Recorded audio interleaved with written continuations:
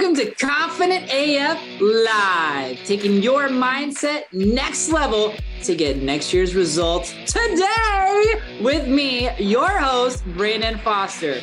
Are you a badass peep with big dreams, ready to turn your unrealistic goals into reality? Confident AF Live is the gateway to enormous new opportunities and unlimited possibilities. The unrealistic can suddenly become realistic for you if you believe it.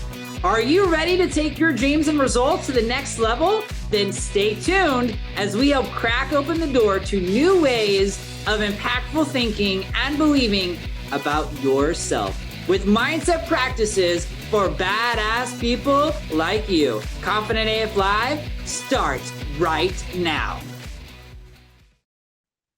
What up, boo? All right, let's get really real. Today's podcast episode is overcoming next level fear with love. I legit had a panic attack when I was I in New York? Was this before New York? I think it was before I left to go to New York. Maybe I had a little one while I was in New York too. And the reason why is because I am taking some very new inspired action inside of my businesses. I'm definitely on the edge of new things in my life. And I always knew this, and I always told people this, that your biggest miracles are after you overcome your biggest fears. Your biggest blessings are after you overcome your biggest fears. And I do teach, and I do believe that there's a systematic and deliberate way to consistently overcome your fears, which is courage and to face them. But there's a lot more nuance that goes into it. However, it's also true that every new level you take your business on, there's going to be a new level of fear in order for you to grow and to face. And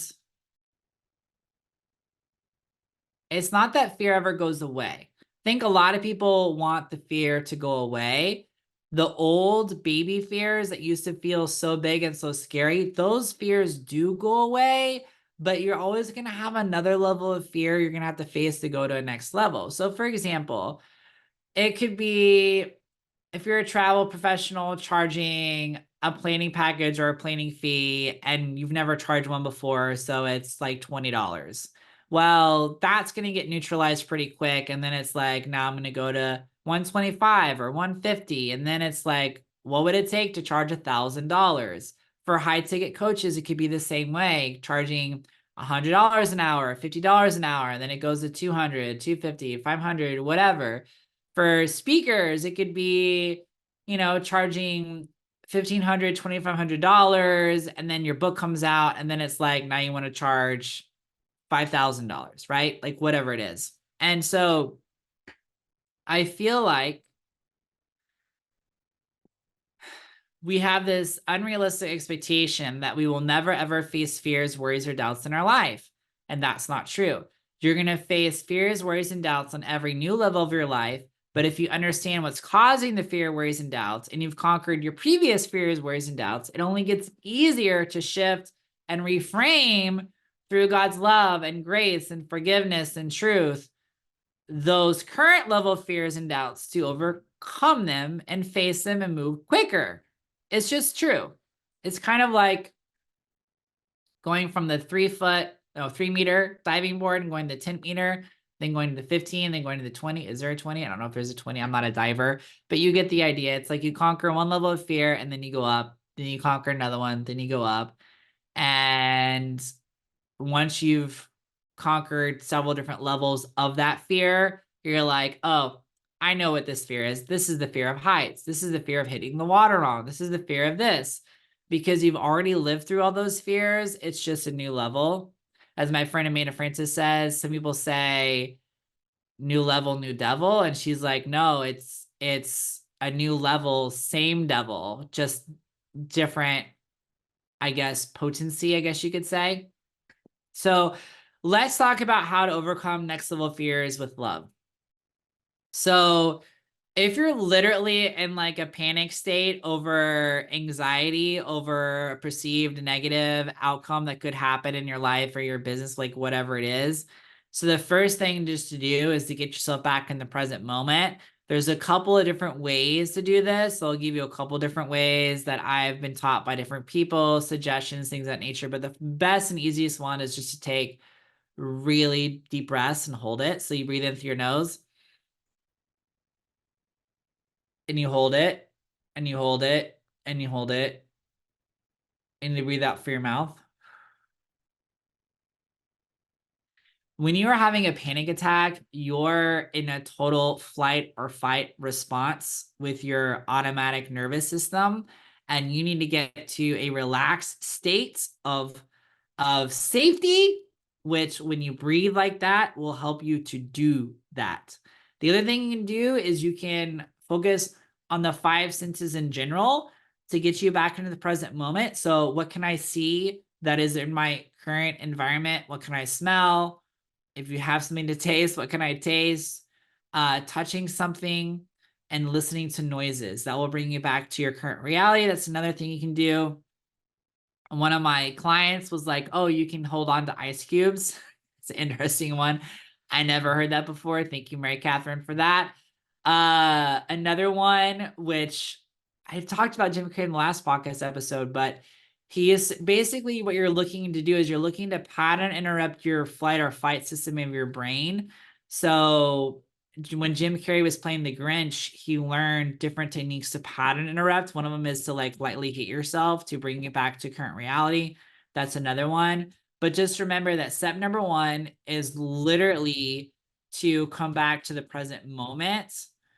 And this leads me to step number two is like, what is causing anxiety? What is causing the fear when you are facing it and you're thinking about whether it is not having the money, not having the clients, being undervalued, being underappreciated, not being good enough, whatever it is that you are fearful or worried of inside of your business. Remember that you're projecting old things onto your future. And if you're projecting old things onto the future, it's a result of the habits of being who you always are and remembering and storing old emotionals in your body and your system. So your brain is looking at your new actions that you're taking, and your brain wants to make sure that you're safe taking these new actions. And your brain is like, wait a second, hold up. This is a similar action that we did this one time when this happened and you felt really, really bad. So your brain is actually trying to protect you, but you realize that your brain is projecting onto your future the perceived outcome based on what's happened in the past that you haven't fully forgiven or accepted or released, and it's projecting that onto your future. So that's what creates you in this cycle of repeating your painful past instead of experiencing a bright new future. So it's projection.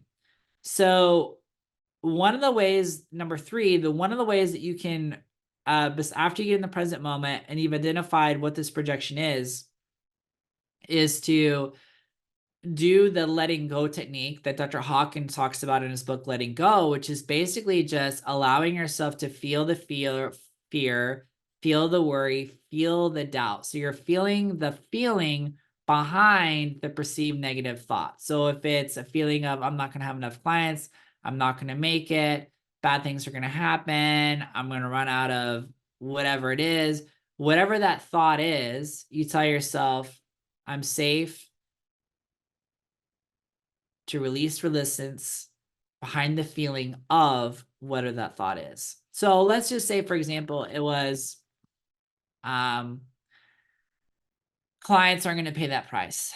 Then you would say, I forgive you, first name, Brandon, for thinking the clients aren't going to pay that price. I forgive you for believing that clients won't pay that price. You're safe to feel the feeling behind no one's going to pay that price. You're safe to feel the feeling behind no one's going to pay that price. You're safe to feel the feeling of rejection that people won't want to pay that price. I'm safe to feel the feeling of rejection and let go the idea that people aren't going to pay that price. So you basically let yourself feel whatever it is that you want to feel. and move through it. That's step number 3. Number 4 is literally choose to let go of the fears, the worries, and the doubts. So you can do this through journal exercise where you literally write out and you say, I choose to let go of the ideas that say I can't have this. I choose to let go of the ideas that say I can't have this by X date. I choose to let go of the ideas that people aren't ready. Whatever it is, just write out and choose and decide to let go of all the things that are arguing against why you can't have the thing that you want, or why you can't do what you want to do, or why you can't be who you want to become. Write down every single reason that's based in fear, worry, and doubt, because those are the 3 biggest killers of your business: is fear, worry, and doubt. Doubt is not expecting the goodness of the action it working out, because if you think it's not going to work, then why would you take the action to do it, right? And even if it doesn't work the first time, maybe it can work the second time. And how are you going to get it to work if you don't even try? Like, it's not even a remote possibility if it to work if you never try, right? So doubt robs you of taking action because it's the opposite of having faith. When you know things are going to work out, you have faith. Worry is basically focusing on negative what if scenarios as opposed to focusing on positive what if scenarios, which is excitement. And you want to take action from a place of excitement and faith, not worry and doubt. And then the biggest one is fear. And fear is really the root of both worry and doubt, because doubt is fear of action not working out very good, and worry is fear of that negative what if scenario. So you're going to write out all the different things you're choosing to let go of. That's step number 4, because you're clearing your energetic emotional closet. Then number 5 is anchor into your core beliefs and remind yourself of the wins you've had in your life. So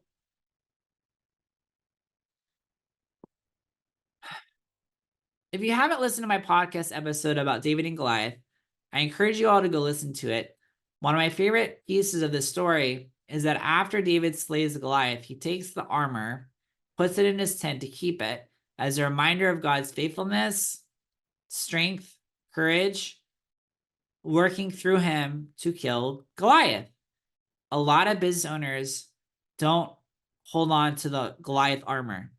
They don't write down the times that good, love, God showed up in their life, showed up in their business. They didn't expect it.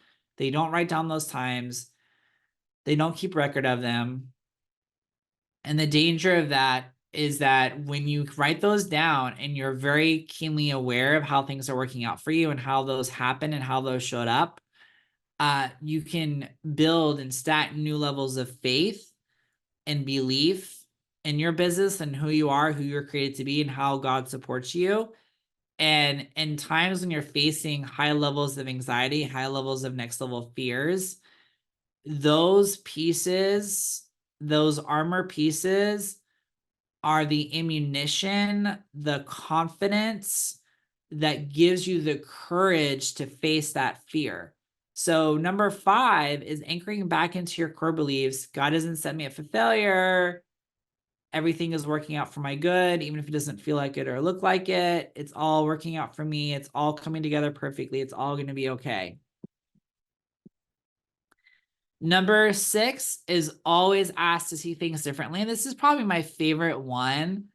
I honestly can't remember who I first heard this from, whether it was Gabby Bernstein or Amanda Francis or somebody else, but we have our own lens that we see ourselves, that we see life, that we see our businesses.